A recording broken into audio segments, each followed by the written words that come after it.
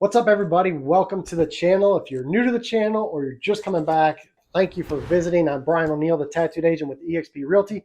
And in this video, it's going to be straightforward. We're going to have some fun. But if you're looking to relocate to the Greenville, hopefully these 5 steps can make it easier for you. Let's check it out.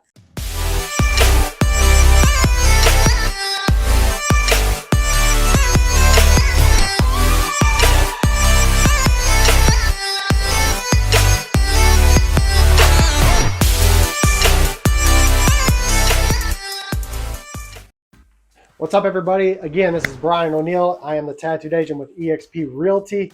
Thank you for checking out the channel. If you're new to the channel or returning, don't forget to hit that subscribe button and tap that bell. We're going to be coming out with weekly content about what it's like living in Greenville and the surrounding areas. All that being said, I am a licensed real estate agent here in the Greenville, Spartanburg, and Anderson market. As much as I love making these videos for you, I do want to help you out with your real estate needs. So the number popping up and the email are mine. I answer them. If I don't answer your phone call, shoot me a text. I will get back to you as soon as possible. So without further ado, let's get in the video, and hopefully these 5 easy steps will help you when your relocation to Greenville. All right, so the first step, I think, is determining your area. Obviously, if you're coming from a state where you had a long commute to work, or you just work remotely, I think the pandemic has created this phenomenon of remote work now. I helped about 16 families relocate to the upstate in 2022, and I would say about 12 of those families work remotely. And so a commute wasn't a big thing. So I think determining your area, if you are going to work remotely and you're not worried about a drive into Greenville, is key, because that gives you so many more options. You've got surrounding areas like Travelers Rest, Greer, Taylor's, Simpsonville, Fountain Inn, Piedmont, Easley, all well within 20 to 25 minutes to Greenville. So if you are working remotely, you have that option and you have more choices. Now, if you're looking at a commute, or you want to be within so many miles of your workplace, that narrows your search down tremendously. And it also narrows down your home finding options tremendously too, because of the low inventory. All that being said, Greenville is centralized, and you have surrounding areas, smaller cities around it. All the local surrounding cities to Greenville are well within 25 minutes. And the only time you're really going to see congestion or a longer commute is if you have a bunch of back roads to take to work. Because the interstates move pretty smoothly. The only time that you're going to see a lot of congestion is the 7 to 9 o'clock in the morning times, and obviously the 5 to 7 times coming home. And if an accident happens on 85 or even 385, you're going to be looking at a longer commute. Let's just be honest. And so, again, I come back to whether you have to commute or you have to work remotely. And if that is a determining factor, if you're remote, you have so many more options. If you have to commute and you don't want to have that long commute, if you want to be less than 20 minutes, well, you need to be within about 5 miles of your workplace. That's going to be tough. It really is.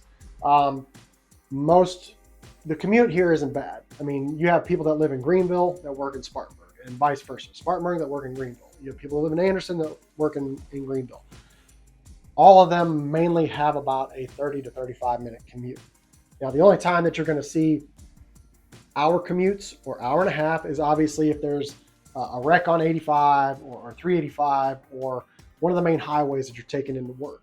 The only time that you're going to be about an hour and a half out is if you're more towards the western side of the state or even past Spartanburg County. And a lot of people just don't do that commute anymore. You're mainly going to be working remote if you're going to be that far out. All right, number 2, I think that you need to worry about is finding your actual home. Now, obviously when interest rates were lower, it was a feeding frenzy for homes. And so interest rates have gone up. So a lot of people would do sight unseen or virtual tours. I think that's going away because houses are sitting a little bit longer. Interest rates obviously are having that effect. And then what's really happening is, since interest rates have gone up, a lot of the homeowners probably refinanced and got a lower rate. As much as they would want to move up, they're just not going to do it. So limited inventory is it's a disadvantage to everybody right now. So I say that all that's being said, that homes are not flying off the market. We still are seeing some multiple offers, but it's not as crazy as it was. So you probably have time to come and visit the area first prior to purchasing a home. Whereas before, a lot of people were doing virtual and they were making offers sight unseen. Or they were coming in after making the offer. Maybe they saw it and they didn't like it, and they paid that termination fee to get out of the contract. It's simply not the case nowadays. It's obviously slowed down, which is good because that was very unhealthy. People were paying astronomical prices. It is what it is. Houses were appraising, which was crazy. So all that being said, dialing in on an actual home is a lot easier now than it was in the beginning of 2022 and at the end of 2021. I would advise to come and visit the area first before trying to purchase a home, because you can see everything online. You can take these videos that I make and everything like that. But to truly see the area, see what kind of lot the home has, because you can see it virtually, but in person is so much better. So come visit the area first, meet with an agent, meet with me. And then let's determine, after you've driven around, which area you think is best. And then we can really hone in on those areas and try and find you a home in those areas. So that's number 2. All right, number 3, you're gonna have to get acclimated. You're just gonna have to get acclimated. Now, a lot of people complain that the humidity is terrible here. I tend to disagree. I grew up in the Midwest. I'm an Illinois native. However, I have lived down here for 22 years. The humidity in Illinois, in the Midwest, in the center of Illinois was ridiculous. You could cut it with a knife. Here, it's hot. Does it get humid? Yes. But during the summers, it gets hot. You have, I would say, 3.5 seasons here. And we'll touch on that on the next point. But if you're sensitive to allergies, this may not be the area. Obviously, from March until the end of April, it's yellow season here because the pollen is ridiculous. If you have a white car, your car will be yellow from March until May.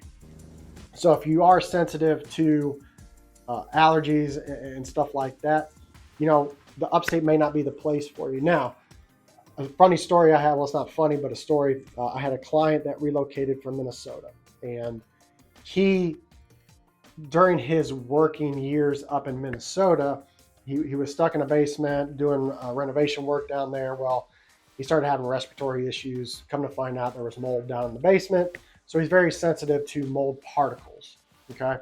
So they wanted to get out of the cold. They wanted to come down to South Carolina. They did. They bought, and everything was going fine. It kind of hit him midsummer. He started having, felt like somebody was sitting on his chest during the late summer months.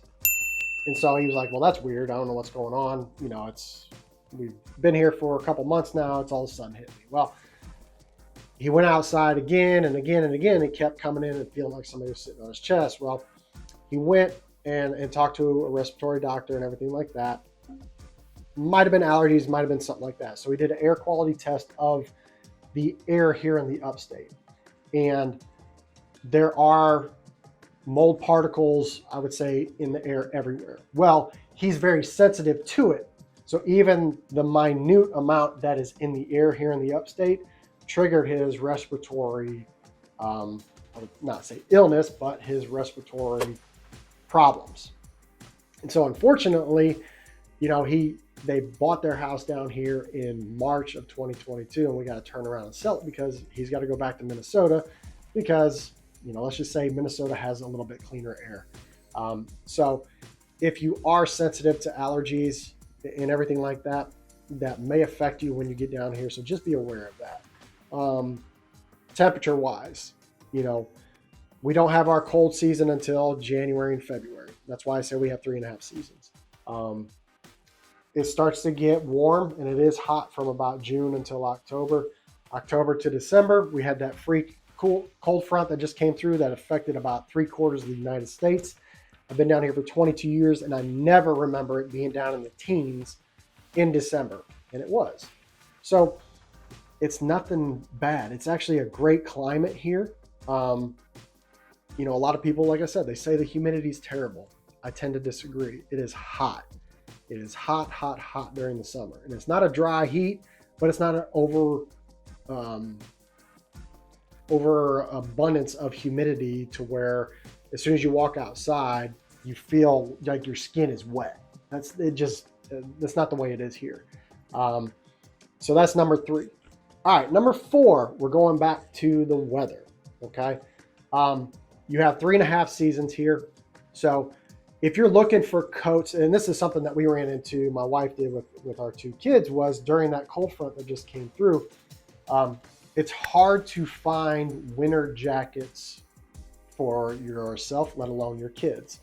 And we went to one of the big child stores here in the Upstate, Carter's, trying to look for a jacket. We asked them, and they said, well, since we are considered a warm climate area, they don't get winter jackets to be able to sell in their stores here in the Upstate, which is crazy to me, but I mean, it is what it is. So like I said, you only have really 2 months out of the year where it's cold, okay? And that is typically going to be January and February. And right now we're in January, and today there's not a cloud in the sky, and it's going to be 61 degrees. So it's beautiful. Now, in 2 weeks, we may have a freak cold front come through, and it may dump 6 inches of snow. That is a possibility because January and February are typically the months that we get the snow. And once we get out of that January and February phase, it's almost like once we get either a slight ice storm or sleet storm or even a snow storm, it's like Mother Nature has come in, cleaned up, and she said we're going right into spring, because that is typically what happens, because the snow usually comes about late January, maybe mid-February. So right after that, we're rolling right into spring, and that's when we call it yellow season, which is from March until about May. And then, so you've got beautiful weather, obviously, from March to May, minus the pollen, and then you enter into the summer months. And that's when your averages are going to be anywhere from 89 to 93 degrees. And then once you get into the July and August the months, you know, you're looking at highs that are going to be the mid 90s and up. Okay. But you're not going to have humidity levels or dew points real high. So it's just going to be hot. And then basically October, maybe I would say late October to December, that's when you start to cool down. You're getting your highs in the low 70s, down in the 40s at night, because that's how we were pretty accurate that way up until that cold front came through. And now we're getting back to normal temperatures where it's going to be high in the 60s or high in the upper 50s, down in the 30s at night. So obviously temperature would be number 4. And number 5, just prepare to be active, okay? And what I mean by that is there is an overabundance of things to do here in the Upstate once you get here. We have the Swamp Rabbit Trail. There's hiking trails. They call them the mountains here. I call them the high, tall hills, okay, because they're not really mountains. But so you have hiking trails up in the northern part of Greenville County. Obviously, with the center location, you know, if you want to go up to the higher elevation mountain hills, you have Asheville, North Carolina, and everything like that. And then it's very dog friendly here in the Upstate. So there's dog parks, there's Unity Park. If you are a young professional, and I'm not necessarily saying you're looking for a nightlife, but you know, you're kind of looking for the social scene and everything like that, you can throw a rock and hit a brewery here in the Upstate. There are breweries everywhere, so there's no shortage of that. Okay. There's also a ton of meetup groups, and you know, if you are into the fitness thing, there are CrossFit gyms everywhere. I'm not a CrossFit guy. I just like to work out myself. But if you are into that, there is no shortage of CrossFit gyms to be able to join here in the Upstate. So all that being said, you know, those are my top 5 things right now that could probably make it easier for you to relocate to the Upstate. Again, my name is Brian O'Neill. I am the tattooed agent with eXp Realty. Thank you for watching. Don't forget to hit that subscribe button and tap that bell. That way you're notified every week when we come out with a new video.